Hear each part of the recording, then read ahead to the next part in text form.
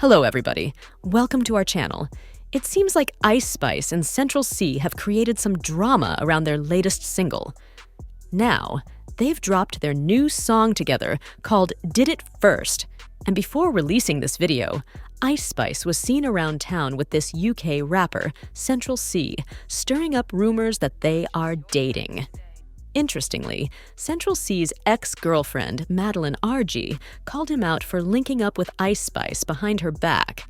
Imagine breaking up with your boyfriend one night, and the next day, he's posted up with Ice Spice and Chrome HWI didn't even get to officially break up with him, and he's already with the next girl. He didn't give me even 12 hours notice before he was filmed in Chrome Hearts with her. The flight from America is 12 hours. She was already on the plane. This all happened 4 days before my birthday. When I saw him in her comment section, I was furious and considered posting a screenshot on my story. Guys, imagine you break up with your boyfriend one night and the next day he is posted up with Ice Spice in Chrome Heart. I didn't even actually get to break up with him and he's already with the next girl. He gave me not even like 12 hours notice before he was being filmed in Chrome Hearts with her. The flight from America is 12 hours. She was already on the fucking plane. This is 4 days until my birthday. When I saw him in her comment section like that, I tweaked so fucking bad I was gonna put this screenshot on my story. I want to pause this video and read what he messaged her. He said, "Come home. I still love you. You should caption your next post the same as Ice's." And the rest got cut off. Basically, he was trying to pacify Madeline after she saw his comment under Ice Spice's post.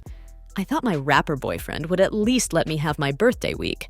But then I saw them at the club on the 6th of July. My birthday is on the 7th. Since then, he's emailed me, called my mom, and tried to follow my friends on Instagram. You get the gist. So it wasn't a huge surprise when I got a call from his team, and it was a girl on the phone saying, "First and foremost, I'm a girl's girl." His team was trying to convince me to talk to him, saying he had no control over the situation. But my point was, it doesn't matter if he had control or not. Why was I told just 12 hours before it happened? I'm going insane because all I see are comments like, "How could she condone this? This is so embarrassing for her. Why would she let her man act like this?" Guys, I wasn't condoning it. I never agreed to this. No one told me. Now that we got the logistics out of the way, I have to laugh. When I got sent this story 5,000 times, my friends and I were dying. We thought Ice Spice must have found out he played me and beat his ass. That's the only reason he would have one shoe on. And then he escaped, which is why he said, "You only live twice." Then, this guy put on his broadcast channel, "No Madeline slander shall be tolerated." Who is he talking to? Who is he talking to? I thought rapper boyfriend was at least considerate enough to let me have my birthday week, and then I see them at the club on the 6th of July. My birthday's on the 7th. This man has since emailed me, called my mum, tried to follow my friends on Instagram. You get the gist. So it wasn't that much of a surprise when I get a call from his team, and it's a girl on the end of the phone saying, "First and foremost, I'm a girl's girl." So his team is calling me, trying to convince me to have a conversation with him. And they're trying to tell me like he had no control over this. And I'm trying to get the point across. It doesn't matter if he had control or not. Why the was I told 12 hours before it happened? I'm going insane because all I'm seeing is comments being like, "How could she condone this? This is so embarrassing for her. Like, why would she let her man act like this?" Guys, I never agreed to this. No one told me. Okay, now that we got the logistics out the way, I have to laugh. When I got sent this story 5,000 times, me and my friends were dying. We thought Ice Spice must have found out that he played me and beat his fucking ass. That's the only reason he would have one shoe on. And then he escaped, and that's why he said, "You only live twice." Then this guy put on his broadcast channel, "No Madeline slander shall be tolerated." Who is he talking to? Who is he talking to? Now, what I gather from all this is that it's nothing but a huge publicity stunt. I think Ice Spice and Central Cee's relationship is a publicity stunt. Madeline herself put it out there that Central Cee likes to play PR games. In fact, when they were dating, he tried to create dating rumors with another girl. Central Cee is a mess, and I think all these stunts are for promoting his new single with Ice Spice called Did It First. Ice Spice is obviously in on this too. I think she feels like she has to create a little drama because she is releasing her album Y2K soon, so she's stirring up some drama ahead of her album release. To me, this whole thing is just a publicity stunt. Now, moving on, I want to talk about Normani. I mentioned earlier that I would discuss some of her interviews where she talked about her old management, and I'll delve into that a little later on in this video.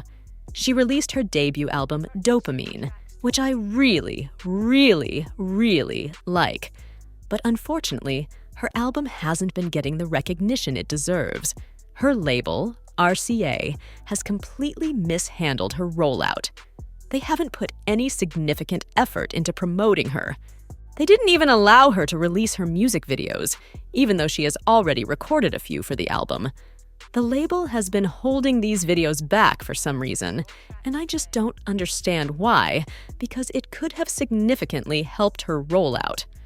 Personally, I think RCA just isn't invested in her, and I got that impression when Normani revealed that she had to pay $1 million out of her own pocket to fund her music video for Wild Side, because the label didn't believe in the song. I'm not gonna lie, there's a lot that I had to You had to put up some money for invest it? my own. That's right. Invest. Yeah, music invest. video. Yeah. Oh wow. Alone, but I believe in So what it's I'm over $1 doing million and- budget, huh? That's crazy. Definitely. Wow. Yes. Wow. So it's clear that the label isn't giving Normani a budget like that. And I think they won't really start caring about her until her music starts trending. But as of right now, it seems like they're not really invested, which is unfortunate. I think Normani deserves better, but I understand the industry is very hard. And if you don't do what the label tells you to do, if you don't make the music the label wants you to make, and most importantly, if the music isn't performing the way the label wants it to perform, then they will withdraw their support. I really do like her album, and I think eventually people will catch on and appreciate it, but the songs will have to grow organically because the label isn't doing anything to push the music, so the people have to do it. Now there's another thing I want to talk about. I want to discuss some of the interviews that Normani did. I found them to be quite interesting. She did an interview with Terrell, shout out to Terrell, and she also did an interview with Zach Sang, where she opened up about her weak rollout and mentioned that her old management played a role in many of her setbacks, which I found to be quite interesting. Would you say for your debut album that that the promotional pieces, that everything came together exactly how you want it? Absolutely not. Absolutely not. Absolutely not. What would you have done differently? It's hard to answer that question only because I feel like there's been so much prior to even the rollout that has kind of affected the outcome and like the result of. I think that we were doing the best that we could with the cards that we were dealt and what was given. A lot's changed from the beginning of the process when it comes to this album up until now. In terms of the business, on my behalf, things could have just been handled more responsibly. That's honest. And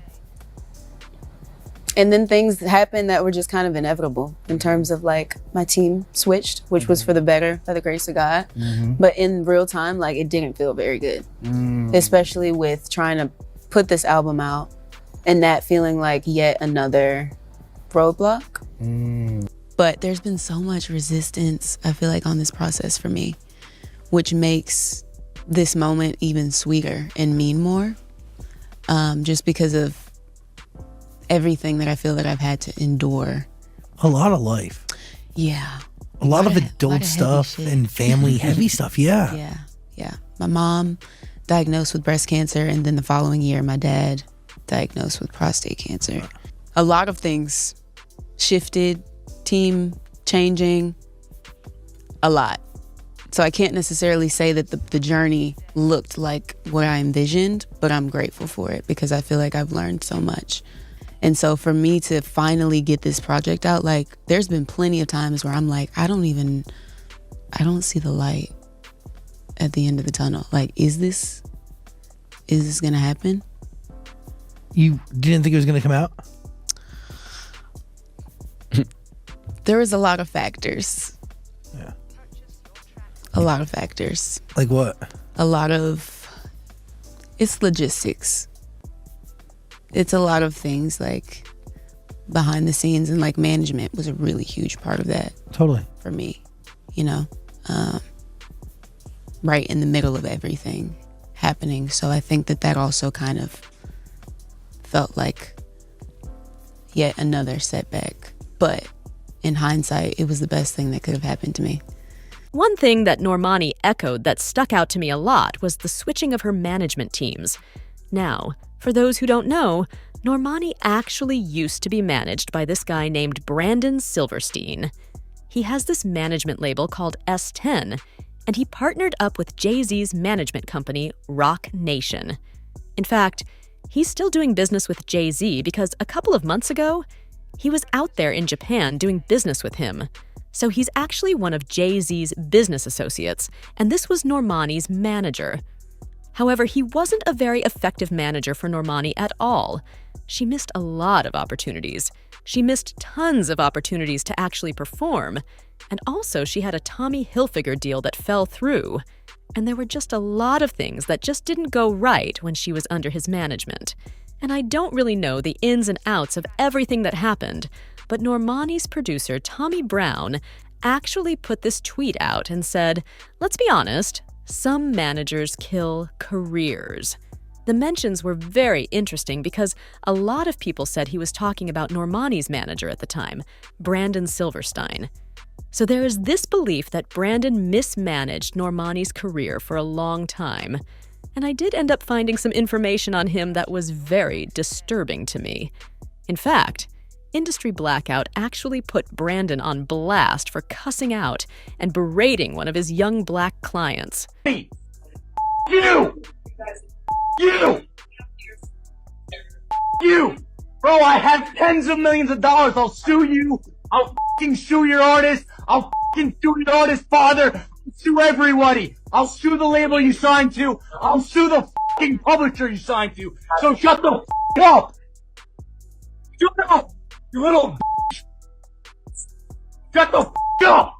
Do y'all hear how unhinged this man sounds? I mean, can you all imagine what he must have been doing behind the scenes?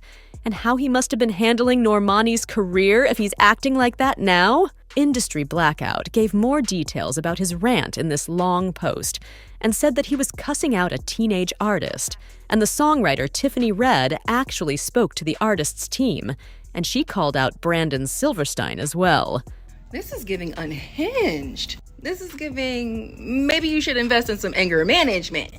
This is giving, I do business like I think I'm a mafia mobster or some shit. This is how I negotiate, by making threats to 23-year-old and 16-year-old kids and try to ruin their dreams if they don't do what you want, right? So I just got off the phone with the manager who he just spoke to like that. He's 23 years old. He manages a kid that's 16. 2 young black men from London. Okay. At this point now, the kid doesn't even know if he wants to do music anymore because of how Brandon is treating him and speaking to him. And the manager is just saying, hey, my client's not happy, trying to, negotiate because, they're in business with Brandon. And this is how he responded. Don't put your page on private now, Brandon. You! You! Bro, I have tens of millions of dollars. I'll sue you. I'll fucking sue your artist. I'll fucking sue your artist's father. This crazy man was managing Normani. Now, can you understand why it took so long for Normani to get an album out? Can you understand why her business was all out of whack? Because this guy was managing her career. And I'm side-eyeing Jay-Z for still doing business with him. I really am. But yeah, that video was very disturbing, and it says a lot about Brandon Silverstein's character. And he seems to be pretty connected too. So I wonder if he has had any effects on Normani's career behind the scenes. I wonder if he kind of ruined her relationship with her label RCA, or I wonder if he kind of hurt her reputation. I don't know. You just never know. With his type of temperament, anything could have happened. But I am glad that Normani left him. I'm glad that she signed with a new management team. She's currently being managed by Lydia Azrat, who is responsible for Doja Cat and Coco Jones's success. And also she's managed by Brandon Creed, who manages Charlie XCX, Troye Sivan, and Ariana Grande. So just last year, she signed to this new management, and within a year, she was able to get her album out finally. So that lets you know that her new management team has done more for her within 1 year than her old manager did for her in 5 years. So Normani has dealt with a lot, I will say that, and she still is not in the best position with her label RCA. But I think her and her team are going to have to do a lot of the heavy lifting, and they're going to kind of have to move like they're starting from scratch. They have to build from the ground up. It's going to take a lot of effort, but I do think it will pay off. Anyway, tell me what you all think about this video down below. Please comment, and subscribe, and share this video if you care. Thank you so much for watching, and I'll see you next time. Bye.